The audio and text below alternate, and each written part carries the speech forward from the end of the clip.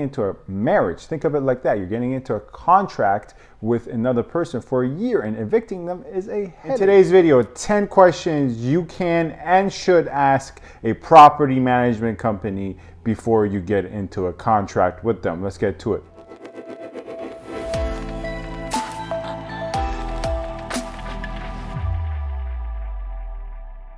Hello everyone, this is Sam from SaberiSixRealEstate and Remax Realtron Realty Inc. As always, back with another video for you guys here today. You can find my contact information in the description box with regards to my Gmail, my Instagram, and my office. Feel free to get in touch with me with any questions you may have about topics covered in this video, topics covered in any other video, or any general inquiries with regards to the Toronto and GTA real estate market. Lastly, feel free to subscribe, comment, rate, and review. Your support in that regard is greatly appreciated if you happen to enjoy my videos.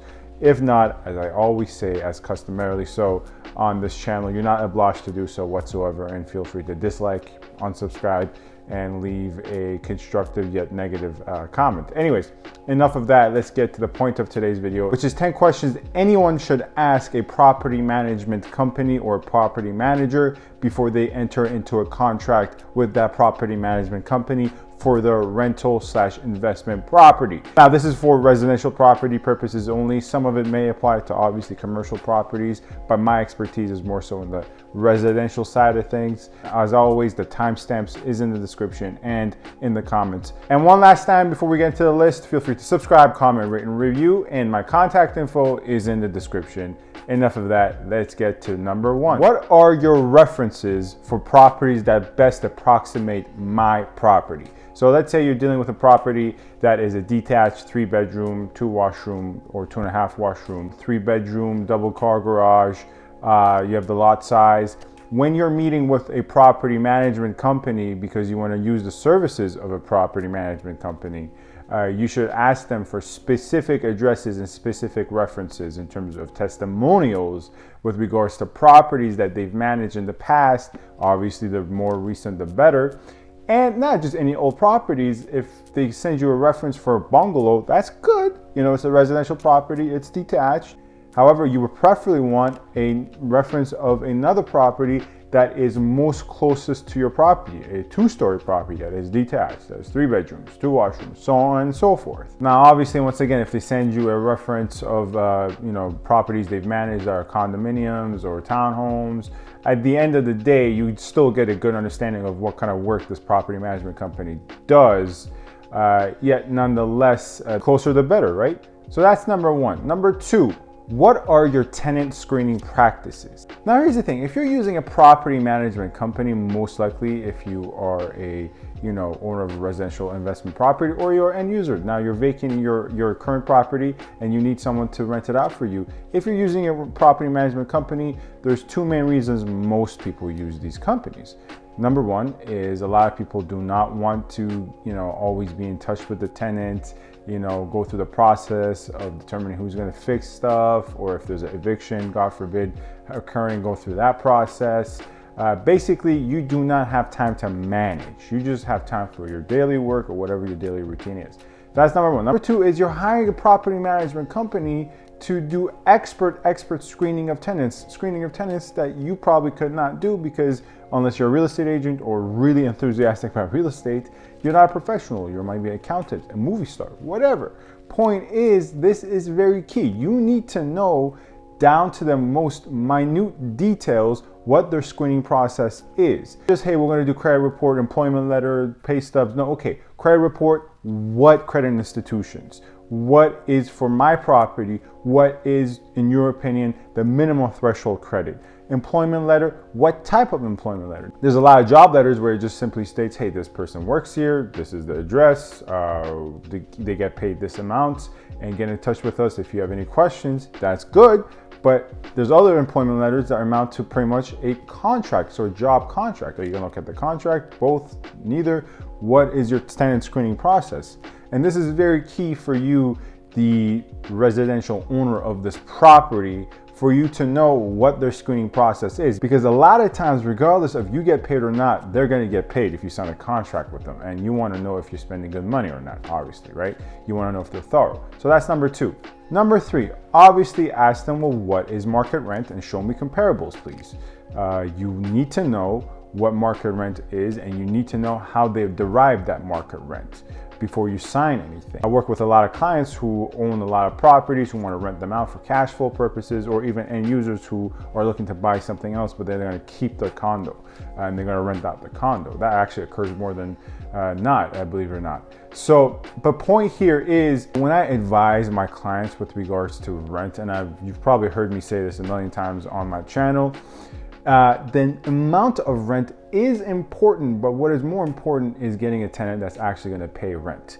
That is more important, because anyone can come along and tell you, hey, I'm going to pay you $5,000 a month for a unit that, if you look at market comparables, is only worth about $2,200. Now you might think, well, that's fantastic. This guy's offering, $1,800 above market rent. I'm going to take this. Well, this is not the purchase and sale market. You're getting into a marriage. Think of it like that. You're getting into a contract with another person for a year, and evicting them is a headache. So you want to make sure that they can actually afford and pay the rent. That's, as a result, this is all a roundabout way of saying, if you're going to ask the property management company to give you what market rent is, you want to make sure that they do not feel pressure to give you a number you might like so you can sign with them.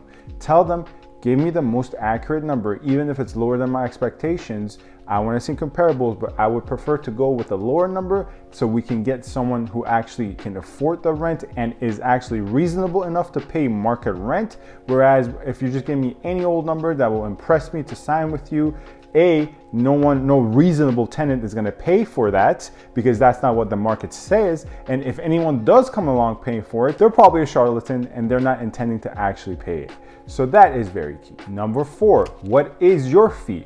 Now, average, I would probably say, is around 8 to 10% monthly, or whatever the installment of the rental payment is, which is 99% of the times monthly. Now, there's other hidden fees that we will get to later in this video, but always ask them, what is your fee, and is it negotiable? And I'm telling you, it is negotiable. Unless you're dealing with one of the biggest property management companies in your region, it's most often negotiable. But ask them what your fee is, but never on the spot, never at the first very meeting try to bargain with them.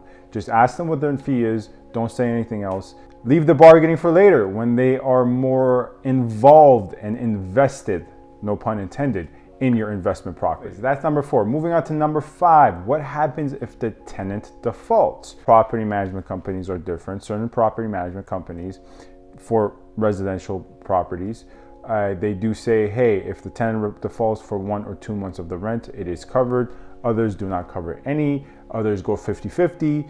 It really depends on what the property management company you're working with says.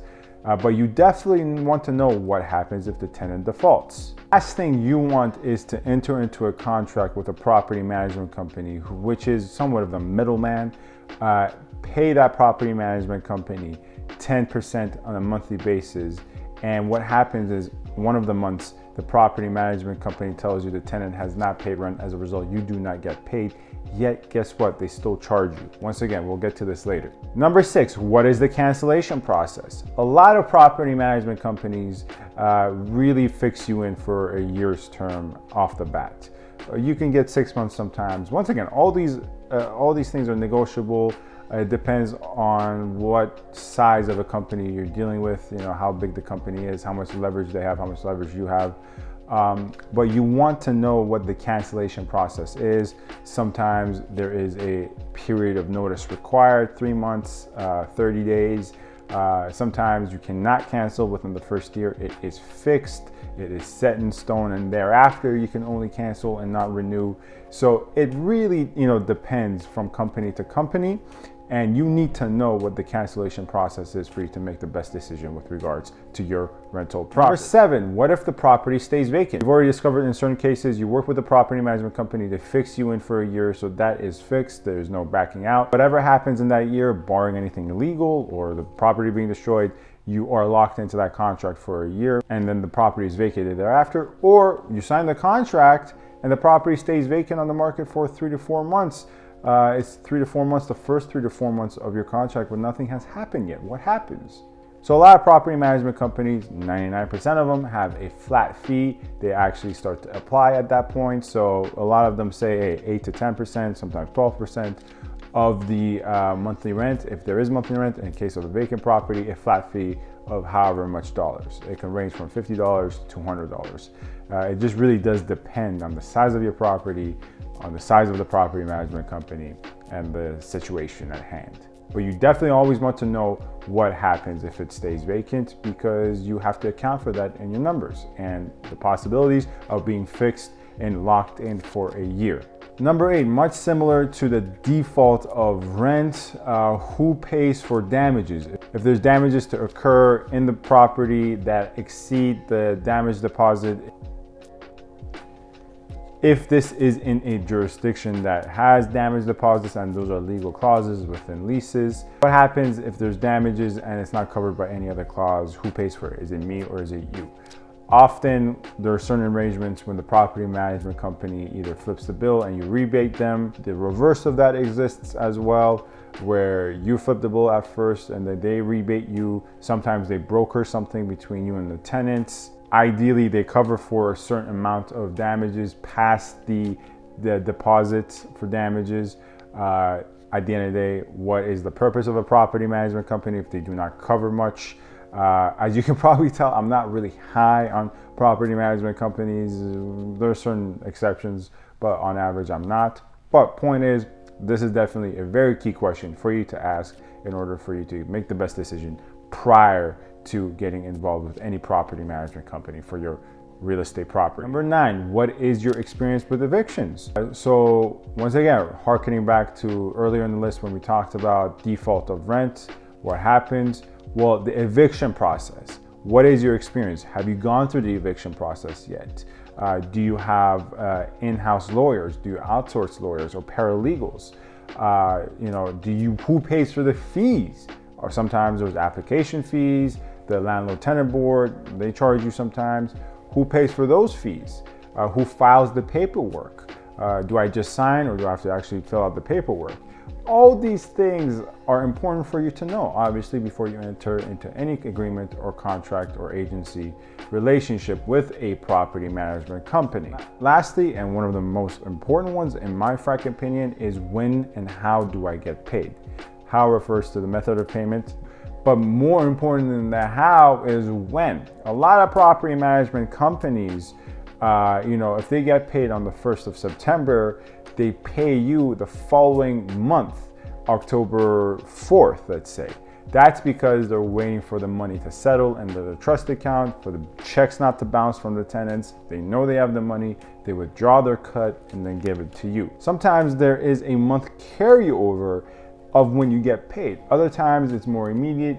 It really just does depend, once again, on the property management company. But the reason this is one of the more important ones is, I'm not the first to say it, I'm not the last to say it, cash flow is really important. It's really important for you to know when the cash is coming in terms of, the revenue, in terms of rental income that your property is generating, and for you to have the best experience in terms of your investment property, you should ideally know when that cash is coming in. Is it a month after? Is it 2 weeks after? What happens in that time? Why is it in your trust account? If there's interest accruing in your trust account for that month, who gets the interest? It's minimal amounts, obviously, unless you're dealing with $15,000 a month in rent.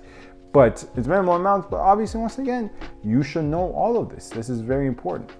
Anyways, this is Sam from SaberiSixRealEstate and Remax Realtron Realty Inc. with my notepad. Thank you very much for watching this video. I'm sorry if it was longer than normal. Feel free to subscribe, comment, rate, and review. You can find my contact information in the description box with regards to my Gmail, Instagram, and my office.